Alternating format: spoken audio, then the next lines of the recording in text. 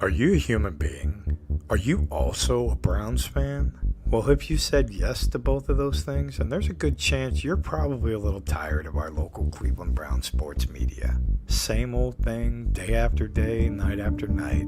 It's time to hang the cleats up. It's time to pass the torch. If you're looking for something fun, something fresh, something where four people literally smack themselves in the face over and over with hot take after hot take, then my boys at Down with the Browns is where you want to be. It's just good for your soul. Available on Apple Podcast, YouTube, and Twitter. Getting down with the Browns. And welcome back to another episode of Down with the Browns, baby. Let's go, baby! Let's go. What is up, guys? Bro, not much. Not much. I'm feeling 7-3. I'm feeling 7-3. For sure. The second time the Browns are 7-3 through 10 games. Since 2004. So I'm feeling great. I'm feeling fantastic. I'm feeling 7-3. How you feel about your boy DTR getting the W? I feel fantastic. I was so kind of I wasn't sure what to think at first when I found out that he was getting the start, but then I really thought about it, right? I mean, he had like 30 to 40 minutes notice when we were playing the Baltimore Ravens at home, right? And because of the Deshaun Watson injury. So I'm like, Dorian Thompson-Robinson has to get some. We haven't seen him with preparation. It's only fair. It's only fair that we give him some time to prepare. And there's a reason why we sent him. I'm going to talk about this later in the pod, right? There's a reason why we sent Josh Dobbs away, and we had DTR because of, and we decided to keep DTR. And that was because of the preseason that he had, right? We all knew it. All Browns fans knew that we were excited about DTR in the preseason. He was the best rookie by far in the preseason. Looked the best. Looked the most comfortable. Looked the most pro ready. And it just 30 minutes of preparation. I mean, that's a tough task for any rookie quarterback. Any rookie quarterback, man. CJ Stroud didn't look great in his first game in the NFL, and he had preparation. He knew he was a starter when he got drafted. So it's like, it's not fair to judge DTR off that first game, but a lot of people were like, "Come on, man, this is we hyped up this guy," and that and I think we found throughout this game. Take away the wide receiver drops because DTR stats would have looked much better if we had caught the ball, right? We're going to dive into this, but at the same time, it's like, man, oh man, you see what the preparation does, and now you also give the other side of the flip coin where it's like, look, he played two of the best defenses in the NFL, top 5 defenses in his first 2 starts. I mean, my goodness, can we see what he looks like versus a defense that's not very good? You know what I mean? I mean, so it's just like, let's take a deep breath. Let's see what DTR can do. We're going to unpack it all. The Joe Flacco acquisition, the Shaq Leonard being released by the Colts, the dub over the Steelers, and we're going to highlight, our incoming game versus in Denver with a very hot Denver team. They won 4 straight, and Russell Wilson looks like Russell Wilson, 80 to 90% of Russell Wilson that we're used to seeing. So it's going to be interesting. We have a lot to unpack here. Yeah, for sure. Yep. So, beautiful game. Not the best, not the most beautiful game ever. But anytime it's a W, it's still beautiful. That's true. 13-10. Held Pittsburgh to 10 points. With Smohan Pickett, and George Pickens. Got Matt Canada fired. Dustin Hopkins with the last-second kick, Can we, before we dig deeper into this game, can we just talk about how great Dustin Hopkins has been? Like, the dude, he's won. I can guarantee he's won us 4 games this year already. Oh yeah. And that's his third. That's his third game-winning field goal of the season already. Well, he pretty much won the 49ers game himself. Yes, exactly. Yeah. And then 2 clutch kicks against Pittsburgh. Right. And, it's just like what this team needed. We talked about it in the offseason a little bit. Like, we need a kicker. Like, we need Cade York to be that kicker. He obviously wasn't in the preseason. And then we make that last second trade right before the season starts to get Dustin Hopkins in. The D-Hop we all didn't want, but we needed. Mm-hmm. He's just been 100%. sensational. 100%. He's been sensational, and I think, Jake, I'll let you speak on Dustin Hopkins first, and then I'll give my thoughts. Definitely a big pickup, like Christian was saying. Not to mention, last year, going back to last year, how many times did we go for it on fourth down when we were so mad that we shouldn't have went for it on fourth down? We should have kicked the field goal. But long-term spectrum of things, we can tell Stefanski didn't have any faith in Cade York to make most of those kicks that now Dustin Hopkins can make with ease. And to think if you have Dustin Hopkins last year or a kicker last year that's consistent, we could win at least 4 more games last year, and we could win 11-6 or what have you, a better record. But to your point as well, making so many kicks, carrying the team on his back in certain instances when he's got to, and part of the reason that we're 7-3 as well. For sure. 100%. And this is going back to what we were saying last year about about what you were alluding to, Jake. A little bit about we kept going forward on fourth down, and we weren't taking the kicks. We weren't taking the field goals when they were there because the analytics, honestly, has shifted toward going forward on fourth down rather than kicking. But we have seen this year that if you kick those field goals, you put points up on the board, and those points help. It sounds like rocket science. Who would have thought? Putting points up on the board helps. And what we're seeing with Dustin Hopkins right now, he's attempted the most field goals in the NFL right now at 29. He has 29 field goals attempt. Jason Myers of the Seattle Seahawks has 28, and then Will Lutz of Denver has 24. Dustin Hopkins has the best field goal percentage right now of kickers who've attempted over 25 field goals. So we're talking about 26 knockdown, 26 of them.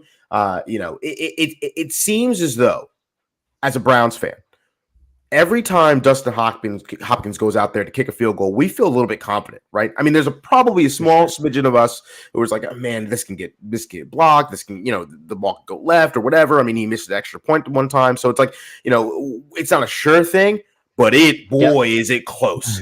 He's made the most field goals in the NFL right now at 26. So it's like he's attempted the most and made the most. So I think what we're seeing, to your point, Jake, is like, we did a complete 180 where we didn't go for kicks, but now we have a confidence in a kicker who, when we trot him out there, there's a good chance he's going to make the play. He's going to kick the ball through the uprights, and that's what we've been begging for. And the fact that we got him, now watch this, the fact that we got him by kind of making a jump leap of faith and using the eye test and saying, hey, Cade York has got the yips. Cade York has got the yips. We gotta make something happen. And we bring in Dustin Hopkins, who the Chargers let go because they had Cameron Dicker, and then we bring him in, and then he's going through confidence, just a clear mind. It was the best move. It was the best move and the most timely move you could possibly make. We gave Cade York every single opportunity to get out of the funk that he was in. And as soon as the season came, and he was, I don't know what he was in his last preseason game, but it was like 1 for 3 or something crazy. We tried to let him kick. We sent him out there to kick. And he just could not get down. So Dustin Hopkins and Jim Schwartz, I tweeted it out earlier, the acquisitions of the offseason are the greatest offseason acquisitions that the Cleveland Browns ever had in its football history. Offseason, and we got them both in the same offseason. These are the type of moves that that separate playoff teams from playoff people who are on the couch. As shout out to Tina Castle on Twitter, the Couch Chronicles that separate playoffs team for the people on the couch watching the playoffs. So this question right here, Drew, he pretty much asked, "What's the field goal to for the franchise record?" So I just looked it up. The most field goals ever made in a season for the Cleveland Browns was 30 in a season. And you said Dustin Hopkins is at 29? He's at 26 right now. He's at 26. He needs 4. He needs 4 more, and we have 7 more games. And you better believe where he's gonna get those 4. Yeah. He's he just needs 5 to break it. 5 to break it. Right. And we've hadn't had a kicker like this since Phil Dawson. And it's like we are so confident. No matter where we're at, we're so confident. So that's why you're gonna see us win football games because instead, especially with a rookie quarterback, and that's something that goes under the radar a little bit.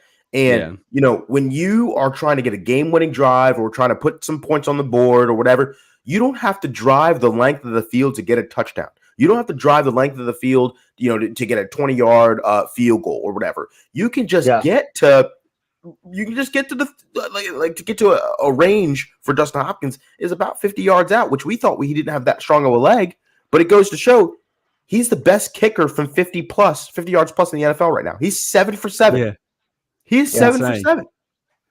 Yeah. So they're about to trot him out there for a 60-yarder against Baltimore there for a quick second. Exactly. It's crazy.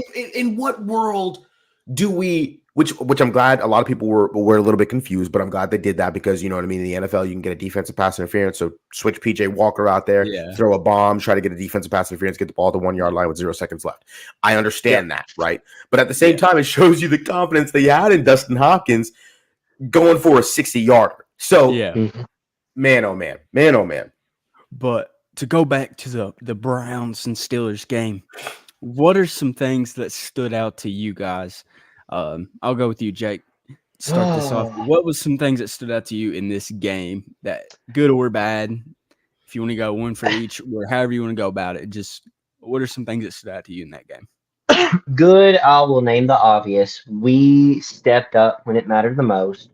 The majority of the game, we had very little offensive production. We thought we were going to, at one point in the third quarter, I thought we were going to lose this game easily. And we stepped up when it mattered the most. Of course, DTR completed 4 passes in a row on the game-winning drive. So we stepped up when it mattered the most. To me, that's the good. The bad, we are going to have to step it up as far as offensive efficiency, I think. Yeah. Now, to Manny's point, DTR's 2 games were against 2 top 10 defenses. I think the Ravens are a top 5. I don't think the Steelers are a top 5. I think the Steelers are 6. 6 on the nose. But still, 2 very good defenses. And I think the offense is going to get better next week. But it has to get better. We can't just assume, hey, it'll get better. They've got to do some work this week against Denver. It's not going to be just an easy slide. But those are my 2 takeaways. Oh, what about you, Manny? I mean, I want to say so badly to every other fan base of a team that's not in the AFC North. I would love to say this is a traditional AFC North football game. This is exactly what we know and love. This was not an AFC North football game. This was just a nasty football game. This was just disgusting. It was hard to watch. It was hard to watch because you did have great defense, which is synonymous with AFC North football. But it was just disgusting to see how many checkdowns we had. Right. I mean, now for different reasons for both teams, it looked like at one point it was just mirror images of each other. It was nasty and it was downright awful. I mean, there was one sequence where there was a 3-and-out, a bunch of checkdowns for the Steelers, and then Percy Harvin, their punter, punts it out and the ball goes out at the 50-yard line or something crazy like that. And then the same exact thing happens with Cleveland on Cleveland's possession. And then Corey Bojorquez kicks it out at like the 45-yard line. It looked exactly. It was when, and that's not to crack on the punters because they both had a fantastic game outside of those 2 back-to-back punts. They were well inside the 20. So, but it looked exactly alike where it was just a nasty football game. It's just disgusting.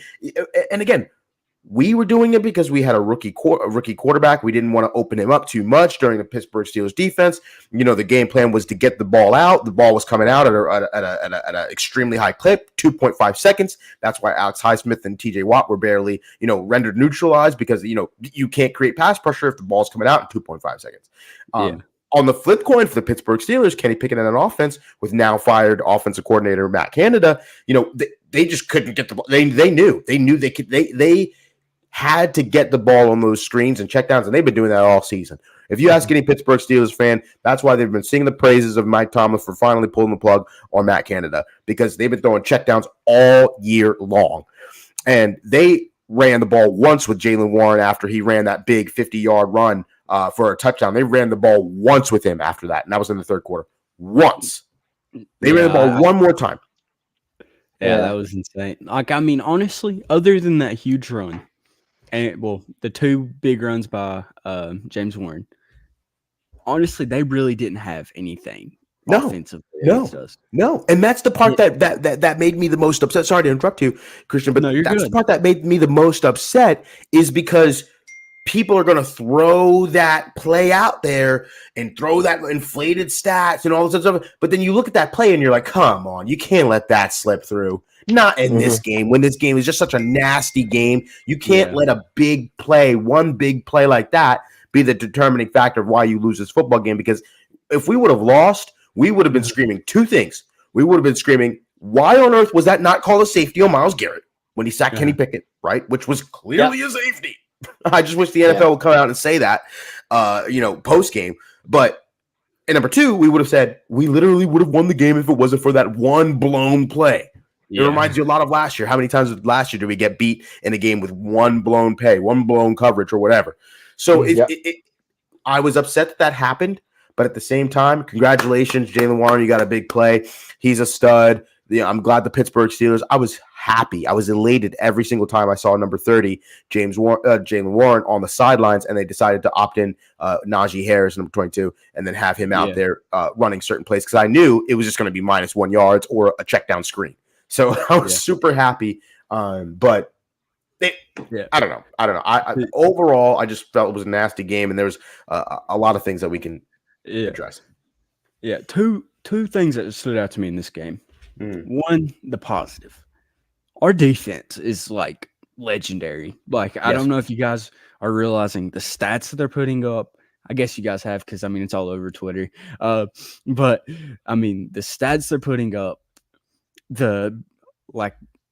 how much they're covering, how quick they're getting to the quarterback when they need to. And it's still just getting new to me because I'm not used to the Browns making clutch plays like they have been. Like, Miles is just wreaking havoc. And then we have other guys that are doing the same thing, like Okoronkwo. Nobody's giving him his roses. He had 5 tackles for a loss plus a sack. Dude ate that game. Yeah. Zadarius Smith balled out, had, I think, 2 tackles for a loss. I mean, we had several guys that made huge plays on that D-line, not even counting the secondary. I mean, they were locked down the whole game. I mean, it also helped that Pickett couldn't throw the football.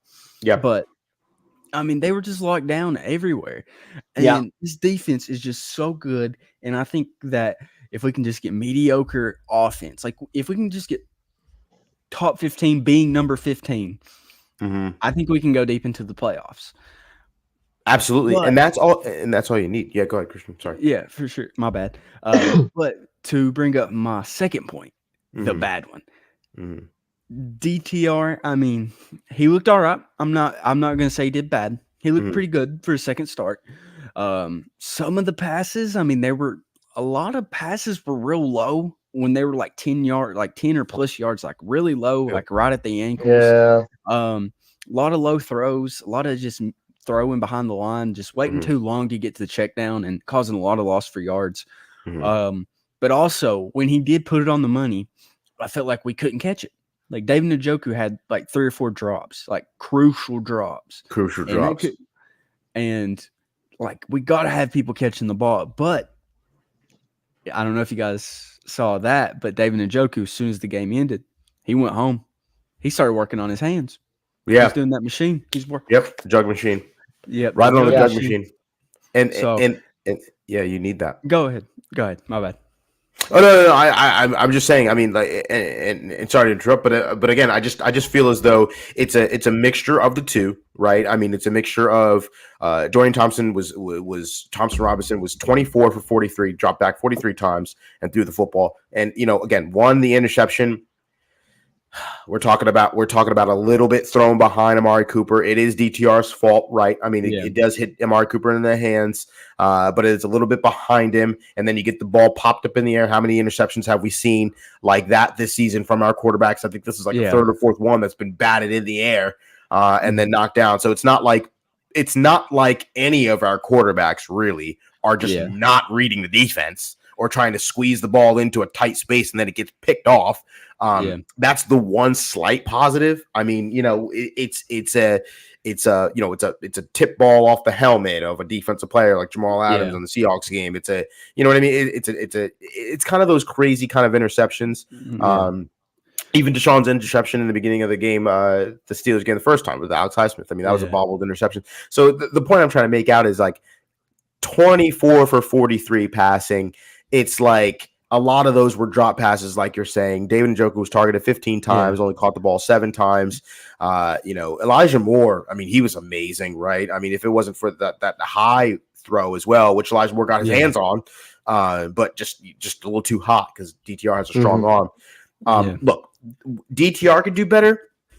Our wide receivers can do better. And that's the positive. But the thing is David Njoku, he was like, I've got to work on that. And he went home immediately after the game started working. And that's the dog mentality this team has, and I love it because they're not satisfied. They just won a really close game against a bitter rival, moved up in the standings in the division, moved up in the conference, and now we're sitting at 7-3. The AFC looks more wide open now than it ever has. Yes, I mean, you've got Baltimore 8-3, Kansas City at 7-3, Jacksonville at 7-3. I mean, there's every team in the top 5 have 3 losses. So one team, like if Baltimore loses Sunday and we win, we move up to that 1 spot. Yeah, and that's insane. But going back to that point about David Njoku working, it shows that this team has no quit, because in past time people would have just been like, yeah, we just squeaked out a win.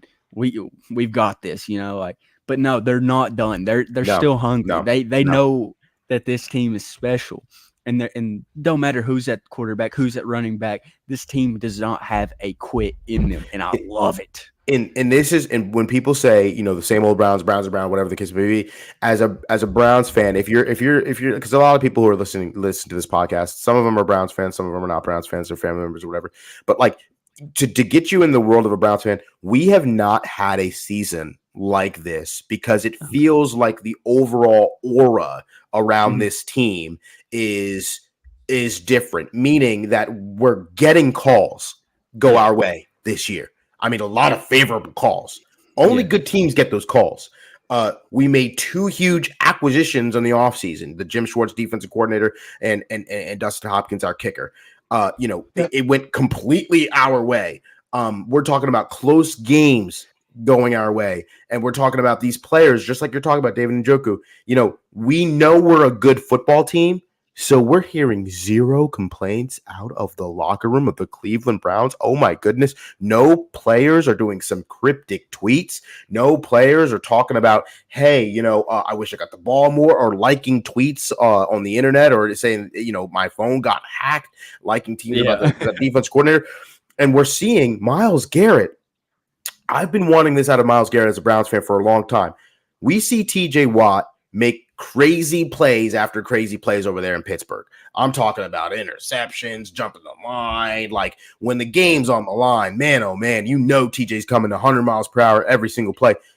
This feels different for Myles Garrett. He is blocking field goals. He is making sack after sack after sack. All he needs is 1.4 sacks a game for the rest of the season to break the sack record. It's like he's playing linebacker. Jim Schwartz got him at linebacker some plays. He's doing crossover, no daddy videos, no Odell Beckham Senior daddy videos. No, this is what a good team is supposed to feel like. And it seems like some of us are slowly turning around. There's still some Browns fans who are like, this is going to be the same old Browns. We're going to do something to mess it up. But a lot of people are changing their opinion about this team, even Browns fans, because it's like we're 7-3 and our schedule's favorable. We had 3 different quarterbacks play this year and we're still winning football games. You need defense to win championships, and we're showing that. It's like the whole thing. We've never had a situation like this since like the 80s. So if anyone has bad memory or is too young, this is what a good football team looks like. And if we had a healthy Deshaun Watson, and if we had a healthy Nick Chubb, do you understand? We might be 9-1 right now. We might be 9-1, and I hate to say it, but my goodness. So look. We really might be a good football team next year if those defense players are bought in and then they come back next year. But before we go on and talk about DTR starting Week 12 versus the Broncos, sounds like we got a little trivia by Jake from Stat Farm. Oh, heck yeah. This is something I haven't been able to do in a while because I've not been able to be on the show, but this is going to be a good little segment. Of course, again, I have to say this question is not sponsored by State Farm. But as you guys know, moving on to next week, we play the Denver Broncos. And the last time we beat Denver on the road was 2018 in Baker Mayfield's rookie season. The final score was 17-16, and ironically, Case Keenum was the starting quarterback for the Denver Broncos. So, question: who made the game-winning tackle? You got it. You got it. That was super quick. Yeah, that was really quick. I remember that game like it's just in the back of my head because when we won that game, I really thought we were going to the playoffs. And I just remember I was like, Jabril Peppers is the best safety of the league. Because he had a monstrous game, man. I think he had 2 sacks. He was everywhere that game. So for sure. I remember that game. Is Jabril Peppers still with the Patriots? I think so, yeah. He's been pretty solid. I think they moved him to linebacker. Mm-hmm. Yeah. And oddly enough, go ahead. I'm sorry. No, go ahead. What were you going to say, Jake? Oddly enough, that win made us 6-7-1. And we thought we were 13 or 14-0 because we just came off of 0-16. And we were actually starting to win a few games. Greg Williams was the interim head coach. We weren't supposed to win that game, and we did.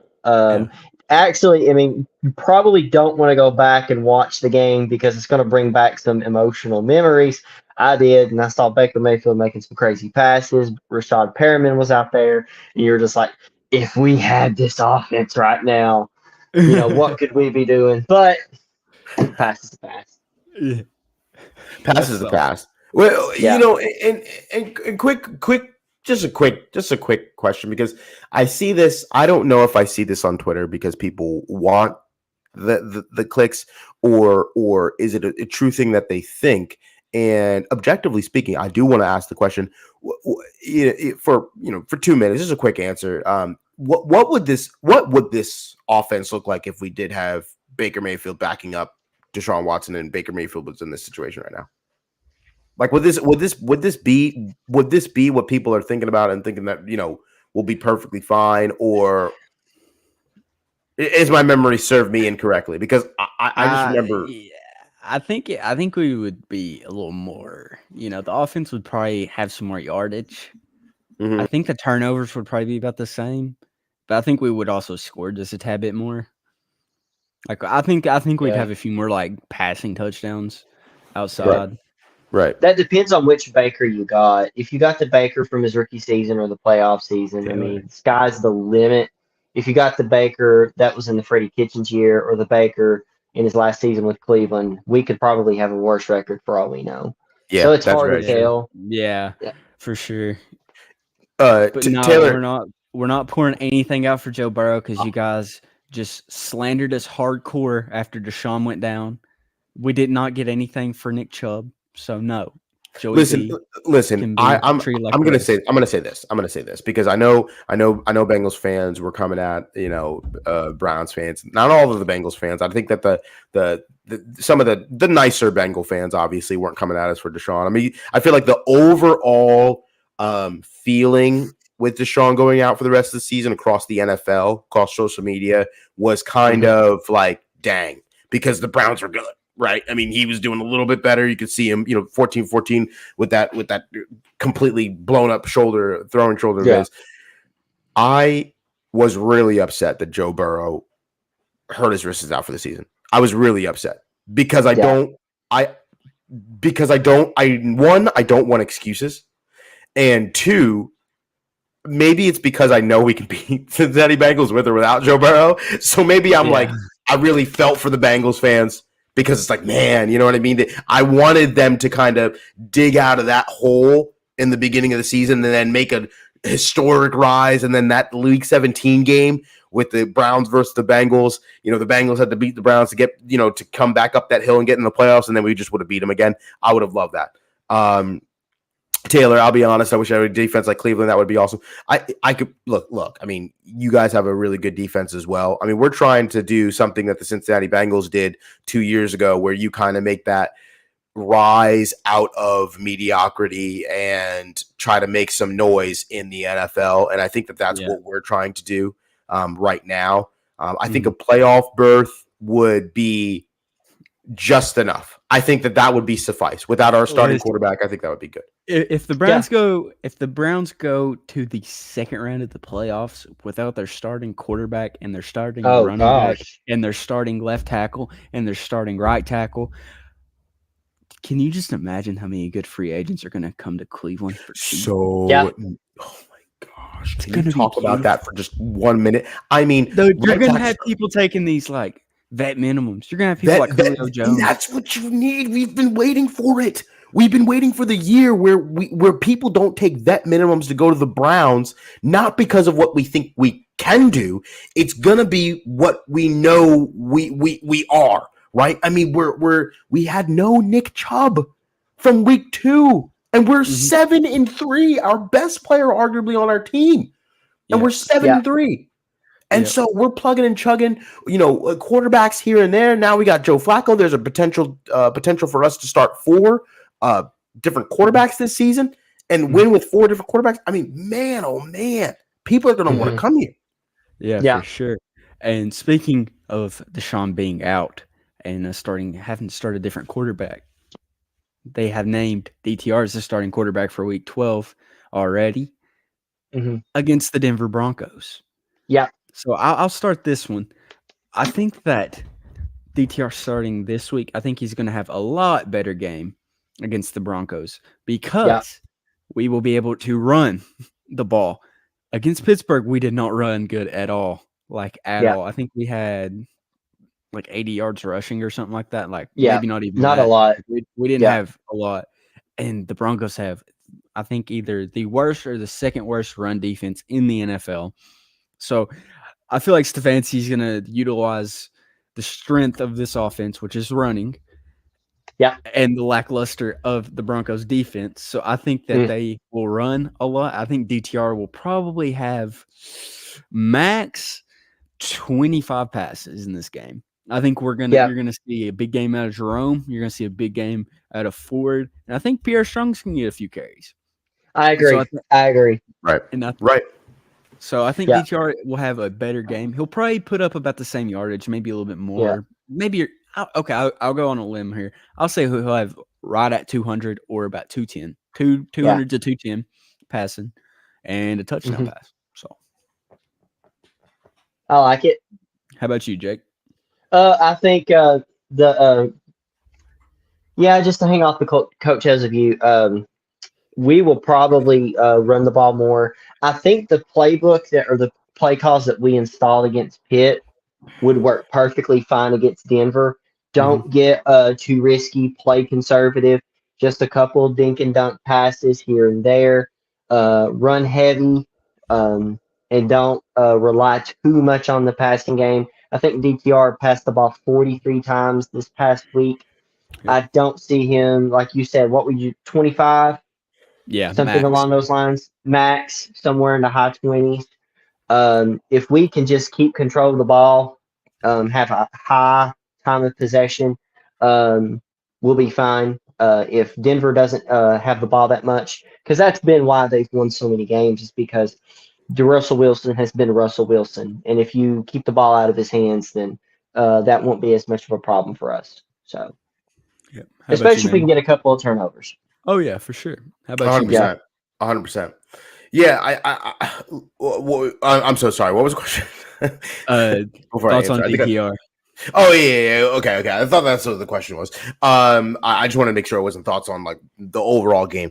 But I think the DTR, like you're saying, is going to have the 25 pass attempts and kind of dial it back just a slight and try to give DTR. I think Kevin Stefanski is going to try to give DTR the most cleanest game plan he could possibly draw up for him on a defense that's not very good.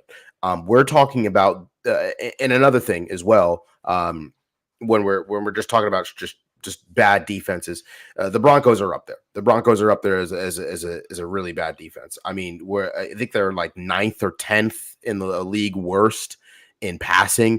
They are the number one. They are the worst football team on defense when it comes to rushing. So we're going to be running the ball a lot with Kareem Hunt, I do believe, and Pierre Strong. And you gotta, sometimes the stats do tell the truth. When we were the worst defensive rushing team in the NFL, we were bad. People would just run all over us last year. You think about the Falcons game, you think about the Patriots game, they just ran the ball all over us, and then we just kind of lied down. So we're going to have to run the football. It's going to be mile high. It's going to be, the breathing's going to be a little bit of a problem up there. But I believe we can out physical, show some physicality. And I think Dorian Thompson-Robinson, he might throw it a couple of times, just to keep him honest. Maybe take a deep shot if Marquise Goodwin is healthy enough, because he's questionable at the moment. But if he's healthy enough to play, maybe you can see a big play out of DTR, a big throw now and again, just to open up that run game a little bit. DeJuan Jones is back at the right tackle, so that's going to be very helpful as well. I think you're just going to see a slow, methodical game. Do not turn the ball over. You're going to see Kevin Stefanski try his best not to get DTR to turn the ball over. No fumbles or anything, because Russell Wilson, just like you said, Jake, Russell Wilson and the Denver Broncos, they're a hot football team right now. They started out 1-5. They were the laughing stock. They thought I don't know why it wasn't getting enough attention, or maybe it was getting a lot of attention, and we're just Browns fans and we just are fixated on the Browns and think that Deshaun Watson was the worst trade. But that trade with Russell Wilson in Seattle, I thought it was the worst thing ever. But now they've won 4 straight, and they're 5-5, and they can make some noise. So don't turn the ball over. Do not give them more opportunities to make plays. Yeah. So I just looked up the Broncos' defensive stats. Oh, They I have did allowed too.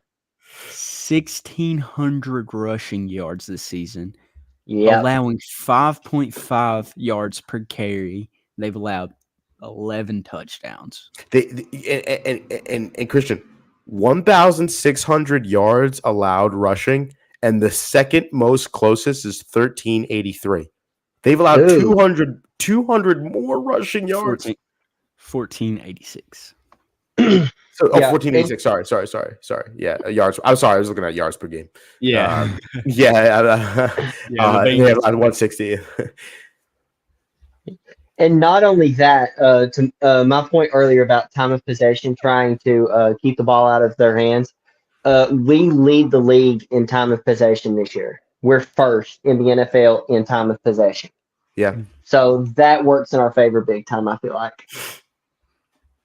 Yeah, for sure. Because, I mean, as weird as it is, I think the rushing game as a unit has been the most full we've had in a while. Like, I mean, not like because Nick Chubb, I mean, he was our bell cow, but just an overall unit. We've not had that 1-2-3 punch like we have this year. Yep. Like, I'm not saying it's like a great punch, but it's like if Jerome Ford can't get it, we got Kareem. Kareem's going to get that. And then once they start keying in on Kareem, we'll put in Jerome Ford and he'll do his thing.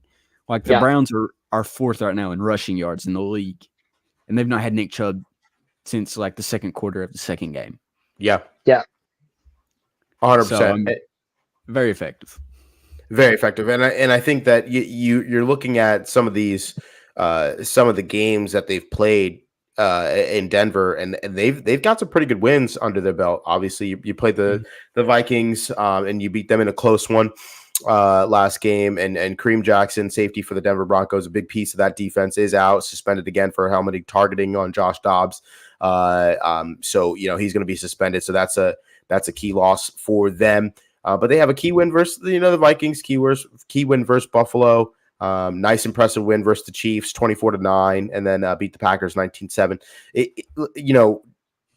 and some of their other wins are not that impressive. It's just Chicago 31-28.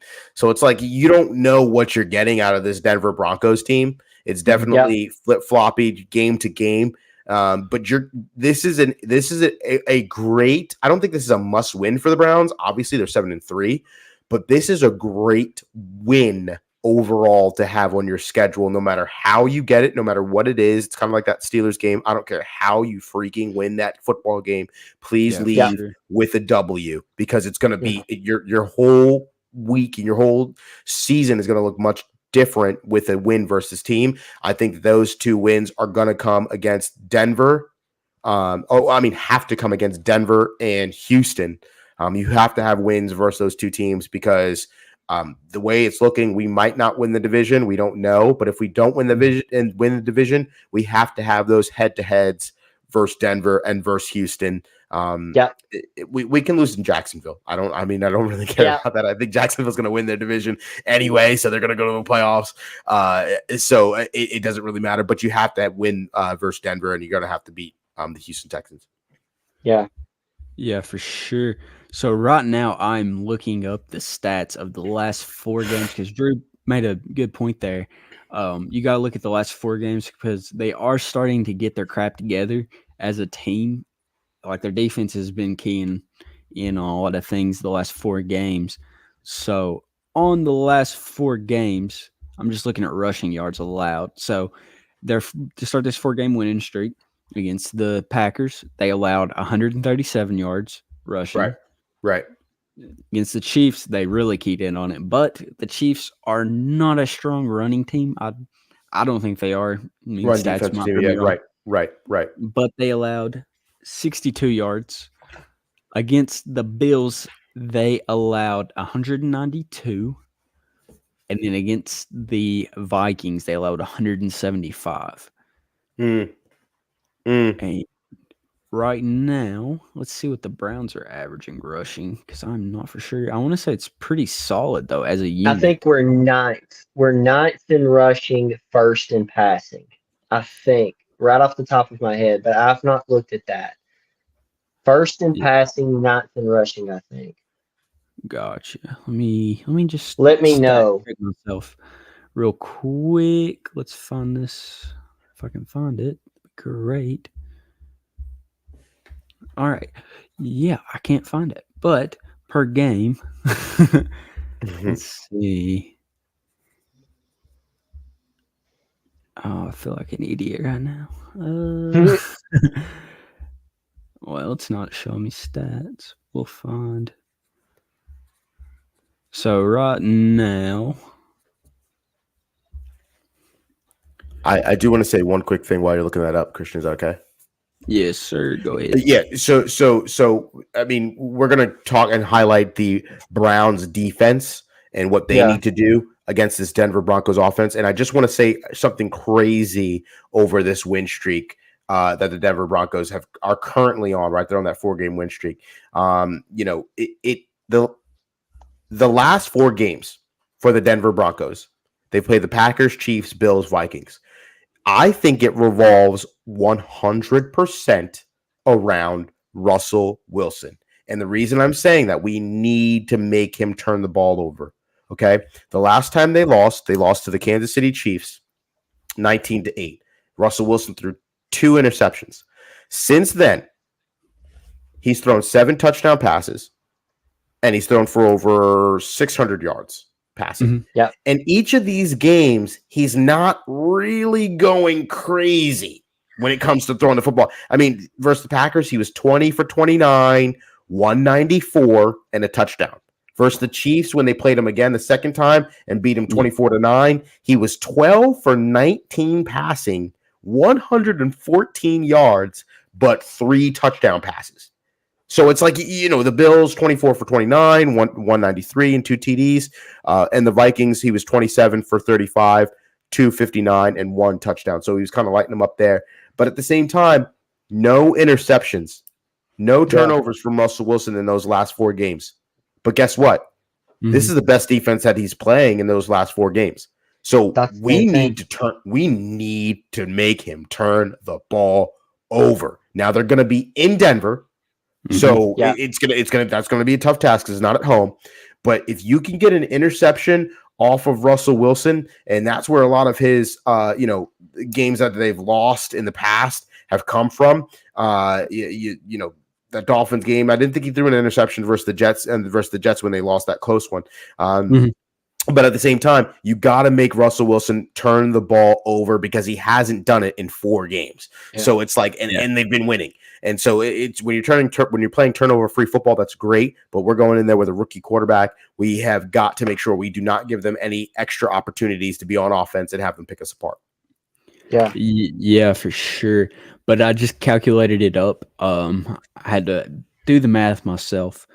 But from what I saw, we average 142 yards, 142.7 yards per game rushing. So I think we need to have a big game rushing. I think we need a Jerome Ford 100 piece. I think we need one of them plus a tutty. But like you said, the defense, this is the best defense that the Broncos have played. Because I'm going to be a little biased here. It might not even be biased anymore. I think we have the best defense in the league. Yeah.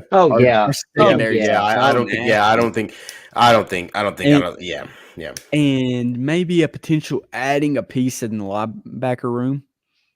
Shaq Leonard, if he clears waivers, he's going to be a Brown. I don't care what anybody says. He's a Brown. Yeah. Him and A-Walk are close, bro. It's like they're like Odell Beckham and Jarvis close. Yeah, they're very close. Darius Leonard went on Twitter when A-Walk signed with the Browns 2 years ago, and he was like, "Cleveland, you got a good one." Was talking about how great A-Walk was, man.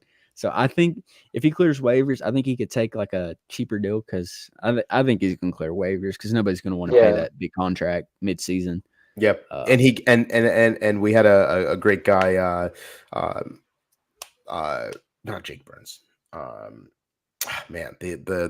the English guy that does the Jack Duffin.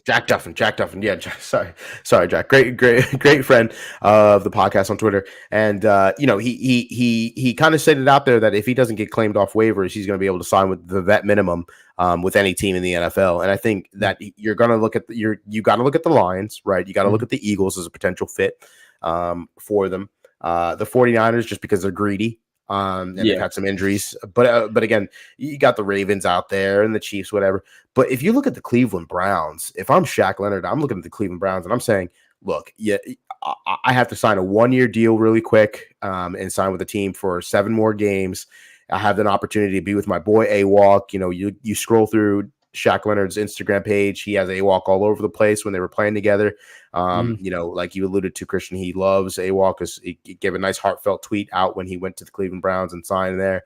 And so you're going to have a lot of ability to get playing time. I know since his injury in the Indianapolis, I mean, he has a little bit of a down year. That's what some Colts fans will tell you. And so he wants some playing time. He's going to get playing time in Cleveland with A-Walk out, and even with A-Walk coming back. You have the opportunity to have them both together on the field and make some plays, Shaq. I mean, you got that front 4 who's going to create pressure. You could drop back in coverage if you like. You can blitz as well and get some sacks and pad your stats and be a part of one of the greatest defenses since the year 2000, right? I mean, we're being compared to the Ravens when it comes to yards per game. So it's like, that 2000 defense. So it's like, why not do that? Be a part of something special. And then, go get your money after in the offseason somewhere else. I think that this is a perfect opportunity. We won't overplay you so you won't get injured, but you'll come back and make some splash plays. I think this is a great opportunity. But I think that the quarterback situation might make him pause for a second and maybe go to Baltimore, unfortunately. Maybe go to the Eagles, because if you go to the Eagles, or you're almost guaranteed a Super Bowl berth at this time. It's insane.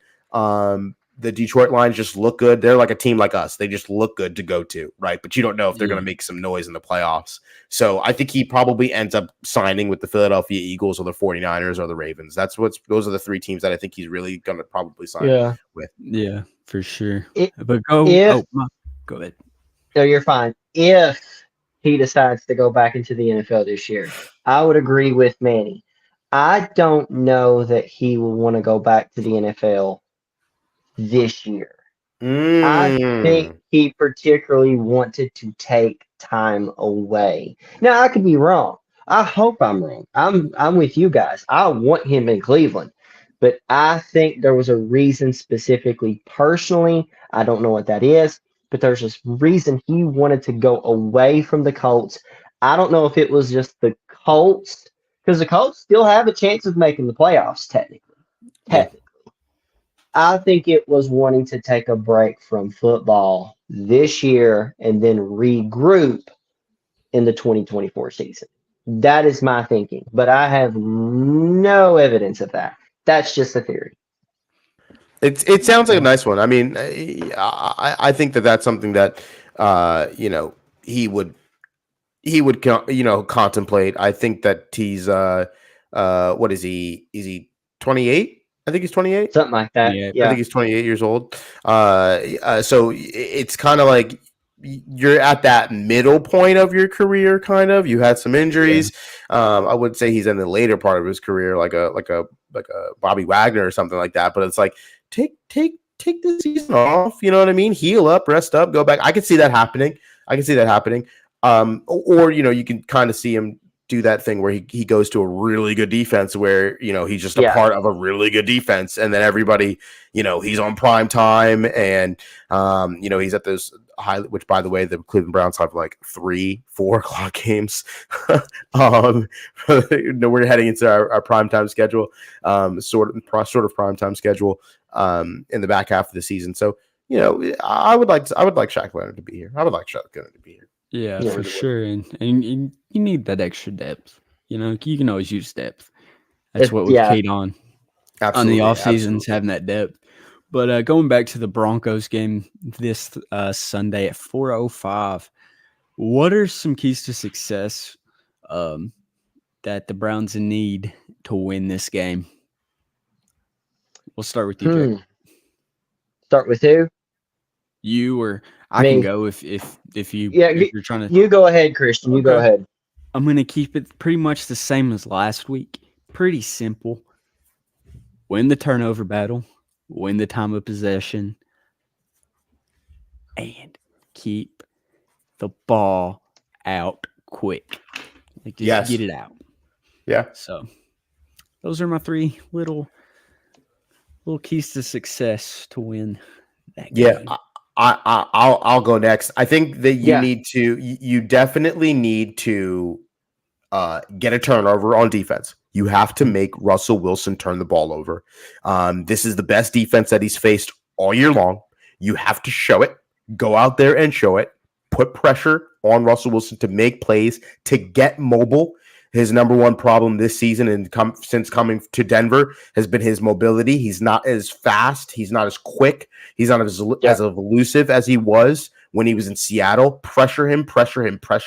You can create pressure with the front 4, drop people back in coverage, make it confusing for him. He's a veteran. He knows what he's doing, but at the same time, you can make it confusing when he can't move out of the pocket quick enough. You can get sacks on him by just collapsing the pocket and making him trip over linemen's feet and stuff like that. He's not the biggest guy on planet Earth. And so you have a great opportunity to lock down Jerry Jeudy and Cortland Sutton, those wide receivers. Greg Dulcich is on IR, so you don't have to worry about that big target on at tight end. So I think you can create some havoc, but you really need to get a turnover. You have to win the turnover battle on defense, and you have to win it by a sizable margin. So if DTR throws an interception, the defense is going to have to create 2 more turnovers for every turnover we create. To be honest with you, that's just the reality of the situation.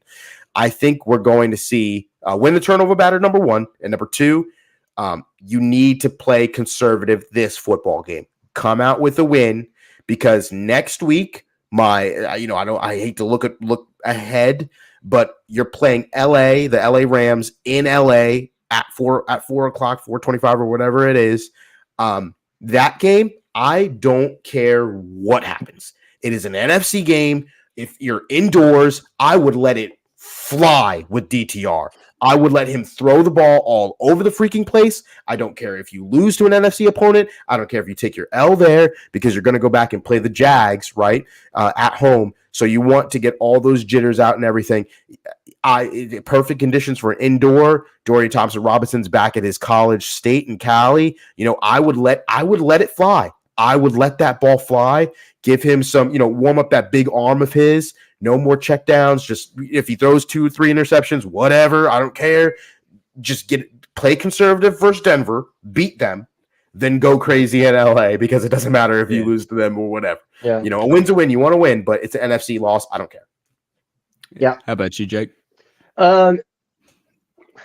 You guys cover the majority of it, really. Win the turnover battle, pressure the quarterback. I was going to bring that up about pressuring the quarterback because at the very beginning of the season, one of the main reasons that the Broncos were struggling was because Russell Wilson was constantly pressured and didn't have any time to throw the ball, and the offensive line has improved. Believe it or not, this is going to be the second best offensive line we have played this year so far.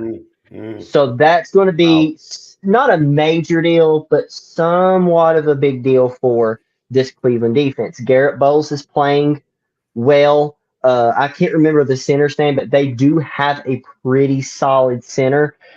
So their offensive line's no joke. Also, you guys have already said win the turnover battle, which is obvious. Run the ball. We've talked about that. One thing that a lot of people don't realize, we've got to, how do I say this? Don't give up any big plays. I think that's what Denver's going to try to unleash on us is a lot of big chunk plays, 30, 40 yards downfield, because they've got some fast receivers that can do the job. I don't see them doing a lot of run-heavy stuff. I think they're going to push the ball. I think they're going to try and do a fast-paced offense, try to keep us on our heels. If we can stop that side of it, I think we'll win easy. But that's how I think their offense is going to have a lot of chunk plays, or at least they're going to try with a lot of chunk plays because that's what the Colts did against us. That's what the Seahawks did against us. And those were 2 of the games where our defense struggled the most, was with the chunk plays. That's true. That's true. That's very true. Very true.